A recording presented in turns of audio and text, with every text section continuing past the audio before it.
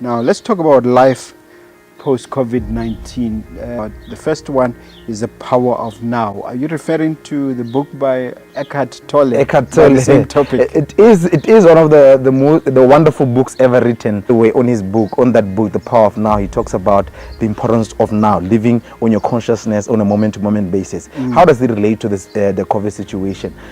Look, I mean, we took about 2 months in our houses, so it was time to reflect. So it's either, when you have a lot of time to think, you can either think about the past or worry about the future. And he says that the past and the future are just illusions. What's important is now, because now there are no problems. Because what do people worry about? What will happen after COVID? Will I be able to generate the income that I used to? Would I be able to, or will my business perform the same way as it used to?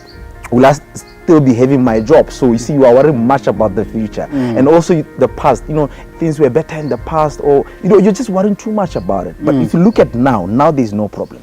So I think when he says the power of now, I really agree with him. You won't get you will focus your energy on the right things, because I think worry steals our peace and it steals our energy. I like that. And for me, you are preaching to the converted, because I agree with that. The next point I want us to talk about is the destructive power of the media. When I was in quarantine, I took time to invest in myself, but though we'll talk about it later. But I realized that, taking care of your mind and not disturbing it with so much of information, because there are a lot of people that are giving out information that is kind of disturbing. Let's take social media, for example.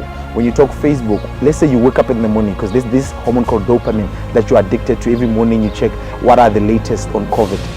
What are the latest numbers from Worldometer, because that's where people reference their numbers. What will then happen is it will create worry in you, because it will make the world look like it's doom and gloom. It will make things look so catastrophic. If you limit the kind of information you get from social media, and you have time to focus on yourself, because then you won't be distracted by what's happening. You say people make money while you complain. It's true, isn't it? But can you give examples? Yes, there's so many things happening in this situation. For example, people have been making money. People don't know. Some people have been in their houses, but some have made money. Every situation, every difficult situation provides itself an opportunity to make money. They say there are three kinds of people. There are people who watch things happen, there are people who make things happen, and there are people who wonder what happened. So as you see right now, government had put some money into the COVID fund, and there were people contributing into it. There were so many opportunities of supplying, PPE. So many companies wanted to buy, because some of them were regulations that you had to have certain, requirements in place for you to open, or for you to operate, or for you to move around. So there were a lot of people supplying that. Yes. So the question is, were you on the receiving end or in the supplying end? So when you are complaining about so many things, we're restricted to move around, things that there's no alcohol, other people are cashing in. And by the way, it's not only COVID. There's so many situations that are going to happen in the future. So sometimes the opposite of complaining is actually cashing in. It's funny you should say that, because I was reading somewhere that Zoom and Skype have made exponential growth. They've exploded during COVID. But if you talk about Zoom, I've come across the statistics. Zoom was used by 10 million people daily pre-COVID. But now, within COVID, they're used by 300 million people daily. Just from COVID? Just from COVID. So the question is has your business grown through COVID, or it just remains stagnant, and you just looked at the media and complained and while other people are doing?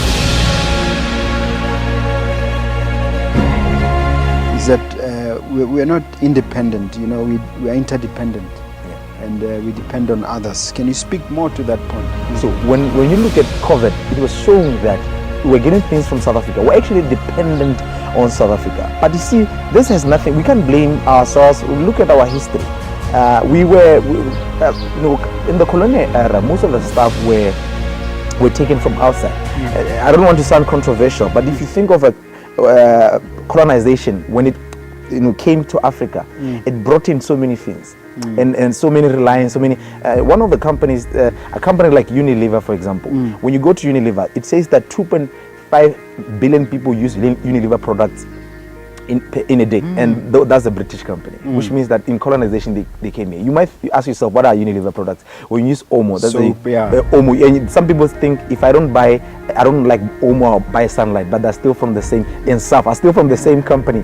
So I'm saying that we have been dependent on the colonial structures for a while. We're not dependent too long. When you think of the agricultural, which is the first, there were 4 revolutions. There were actually the agricultural revolution, the industrial revolution, the information age, and now we're in the 4th industrial revolution. When the world was going through the agricultural revolution, we're enslaved, so we never really got to appreciate and be able to own our own production. So now we are realizing that we are dependent on other countries. Now, because most of our headquarters are in South Africa, manufacturing is mostly in South Africa, we're importing almost everything. So now ask yourself this question: within your household and in your fridge and in your kitchen, everywhere, what products are really produced here compared to the products that we get from outside? Now, this provides an opportunity to also look at business opportunities. I mean, clearly, it shows that we are consuming things that we're not producing. So we're not independent. When I was in Chicago, they say people, when they've gone outside the country, they always say, when I was in the US. So when I was in Chicago. It's fine. It's fine. So I saw this thing called vertical farming. People complain about the weather. They say, no, we don't have water. Think of it. If now we are challenged because of weather and all those other issues, why can't we now think of innovation? Why can't we mix 4th industrial revolution with agricultural revolution? Make sure that we use vertical farming. This way they plant in a building. They control the temperature, they control the nutrients, they control everything, and they produce. And it has shown that they can produce more. Because it's layers and layers, and they can produce. I'm sure there's some young entrepreneur who is interested in agriculture out there. There are some already who might latch on to that. And COVID, I think your point is that COVID has made it even more urgent for us to explore these technologies. It has shown us that we have to evolve. Evolving. They say evolution, evolving. With us is we're catching up. Remember, other countries are 400, 500 years ahead of us. We have to catch up through all these 4 revolutions, but at the same time, not forgetting that we have to be self-sustainable and self-reliant. So technology is upon us in terms of our businesses, in terms of how we do businesses. Right now, we've got a business at Key Wealth that a company has requested us to start off training. We can't wait for COVID training. Now it's online. We can't wait for us to do like a classroom one. We have to do online because Zoom and Skype. We have Microsoft Teams, Zoom. There's so many of them. Go to training. There's so many of them. So we have to now start billing by doing online. So we have to think outside the box of how to better our online delivery. And so for a lot of businesses, online services are going to be part of that product offering. Skill have you acquired, and what new skill are you acquiring? Because you had how many hours sitting there for 8 weeks? So we can say 24 times 30 times 2. It's been like 8 weeks. It's a long time. One might ask themselves, how can I acquire skills sitting home? Skills are acquired and engraved in the subconscious mind. And skills are acquired through knowledge and through repetition. Okay, you might say, I can't be the craft, I can't be at the industrial place to be able to apply that skill. But here's the thing, I'm actually talking about looking at life differently in a way that you can leverage your knowledge and your know-how. So you can acquire a skill through reading of how to do things. For example, people that have been home, have you acquired cooking skills? Have you acquired presentation skills? You can present in front of a mirror. So there are many skills that you could have learned, and also online courses. I've taken an online course. Have you taken an online course as a viewer? There are many of them available. And they will help. They will even boost your CV. This gentleman here, our video guy, Huaba Saku. If you don't mind me mentioning your name. He's told me that he's perfected his skill when it comes to video editing and some aspects of video recording during COVID. Think of it. Think of it. You have. Congratulations, big guy. Now, what's really important? Is that a question? What is really important at a time like this? It is a question. We have to grapple with that. People have realized that things that are important are not things that are bought with money. By the way, I would like to start ask this, answer this way.